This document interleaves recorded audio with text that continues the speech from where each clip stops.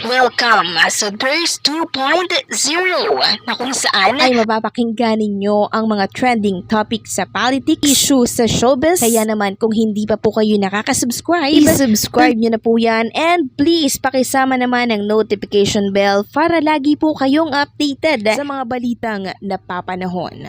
So ayun, welcome back again to our YouTube channel. At for today's video nga ay pag-uusapan ulit natin ang tungkol sa kaganapan dito po sa Dabarkads and syempre sa Itbulaga. So ang Itbulaga po, ang nakuha niyang ratings for July 24, 2024 ay 4.2%. So tumataas na po, no? Nang tumataas itong ratings ng Itbulaga. Dahil lalo po nilang pinapaganda ang naturang programa katulad nilang kanina, 'di ba? Binalik na po nila yung version ng Bawal Judgmental na babalawag kayong ganun uy. Maganda po ang naibibigay ng babalawag kayong ganun uy or bawal judgmental sa mga televiewers kasi nagsisilbi itong eye-opener sa ating mga kabataan and syempre sa ating mga kababayan, 'di ba, na hindi po nararanasan yung ganong sitwasyon. So meron na agad silang idea once na napanood nila yung ganitong sitwasyon, yung ganitong kaganapan kasi may aral po talaga itong babalawag kayong ganun uy. At hindi lang po yan ang ibabalik ng Itbulaga, meron pa po tayong dapat abangan. Isang segment ulit ito na kung saan ay talaga namang mag-e-enjoy ang lahat. So malalaman nyo po yan sa mga susunod pang buwan. Samantalang, talakay naman natin itong post ng TVJ and TV5 na page. So, nagbahagi po siya ng ilang picture kuha po sa studio ng Meralco Theater. So, sabi nga dito, update, Meralco Theater preparation for the upcoming 45 years anniversary of Itbulaga on July 31, 2024, 1979-2024. So, di ba July 30 yun? So, ito po, ipapakita ko sa inyo yung mga picture na kanyang pinost. Talagang puspusan na po yung paghahanda po nila. Ayan po, nililinis na lang po nila. Tapos, ayun, konting linis na lang yan. And ready na po yan para po sa nalalapit na anibersaryo ng Itbulaga. Yun ay kung dito man nga po talaga isa-celebrate ng Itbulaga itong anniversary po nila. Ulitin ko lang, yun ay kung dito isi-celebrate ng Itbulaga itong 45th year kasi yan po yung mga naglilitawan na balita ngayon na dito di umano gaganapin yung anibersaryo ng Itbulaga. Kaya pinapaganda at nililinis at nire-renovate ang naturang theater. Pero abangan pa rin natin yung announcement, yung malaking announcement ni Bossing Vic Soto or ng TVJ. Dahil doon, masigurado yung mapapakinggan ninyo sa announcement na yun. Hindi ko alam kung bukas i-announce yung big announcement kasi 'di ba Martes na yung 45th year. So possible na bukas papakawalan ni Bossing Vic Soto yung malaking announcement na yun.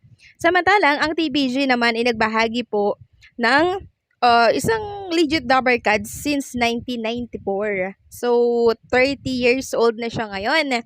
Sabi dito, isa lang ito sa aking mga kwentong Itbulaga since 1994. Nanonood na ako ng Bulaga as a PWD. Almost 23 years akong naghintay para makapanood ng live. Nangyari ito year 2017. Nasundan pa ng 2 beses noong 2018 at ang panghuli ay last October 2023. Nasa 5 na ang Itbulaga. Sa Itbulaga ako nag-celebrate ng aking 34th birthday kasama ang legit Dabarkads. Maraming salamat TVJ, marami pa tayong tanghaliang pagsasaluhan.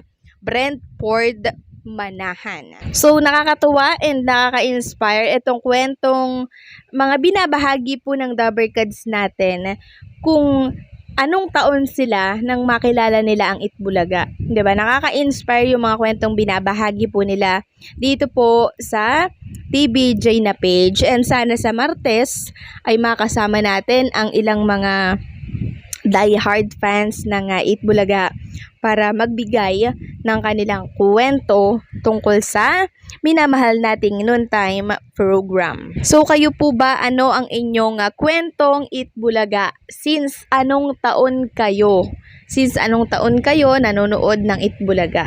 Gusto naming mapakinggan yan. At para maibahagi ang mga kwentong yan, ako, mag-comment na kayo sa post ng TBJ at ibahagi nyo doon yung kwentong Itbulaga ninyo, okay?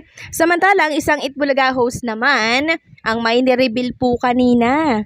So, sino ba itong isang Itbulaga host na to na kung saan ay mag-o-open, binabalak niya pong mag-open ng panibagong business dyan sa Angeles, Pampanga. So, kung nanood kayo ng Itbulaga kanina, maririnig nyo doon ang nireveal ng isang host na to sa Itbulaga. So, ang tinutukoy po natin ay walang iba kundi si Alan Kay. Sabi niya po kanina, during therapy, nais niya daw magbukas or plano niyang magbukas ng Clowns Republic dyan sa Angeles, Pampanga. Since si Alan Kay ay malakas po dyan sa Angeles, Pampanga kasi 'di ba lagi po siyang may show dyan, lagi siyang kinukuha sa mga show dyan, kaya maganda nga naman yung naisip niya na ano kaya kung mag-open ako ng panibagong Clowns Republic sa ibang lugar at sa Angeles naman. 'Di ba nakakatuwa naman dahil talaga namang umuusbong at parami na po ng parami ang mga branch ng Clowns Republic na kung saan talaga namang pinupuntahan po nitong si Alan Kay para siya ay magpasaya ng mga kababayan natin. And speaking of Alan Kay, nandyan po siya sa Clowns Republic sa Quezon City yan ha, July 26, 2024. Andyan siya mamaya. Andyan din si Bobsy, si Osang, and syempre si EJ Salamante, Aaron, Dax Martin, DJ Once, and Betty, Regina, and Janelle. Yan po ang nasa Clowns Republic mamaya, July 26, 2024. Kaya naman kung kayo ay gusto nyo makita sila Bubsy, si Alan Kay, and Osang, nako, tumakbo na kayo dyan sa Clowns Republic para makasama itong ating mga Dabar Cards. Samantalang pag-usapan naman natin ang tungkol dito sa trending po na video ni Jose Manalo and SQ Jean during Bulaga Olympics. So, hindi ko alam kung, siguro nung nakarang Sabado ito, no? Na kung saan natanggal po yung tali no ng sintas ng sapatos nitong si Mayor Jose Manalo. Alam niyo po ba ang ginawa ni SQ Jean? Tinulungan po ni SQ Jean itong si Jose Manalo para magtali. Ayan po, ipapakita ko po sa mga screen po ninyo, oh. Grabe yung ginawa ni SQ Jean, 'di ba? Napaka-caring niya po.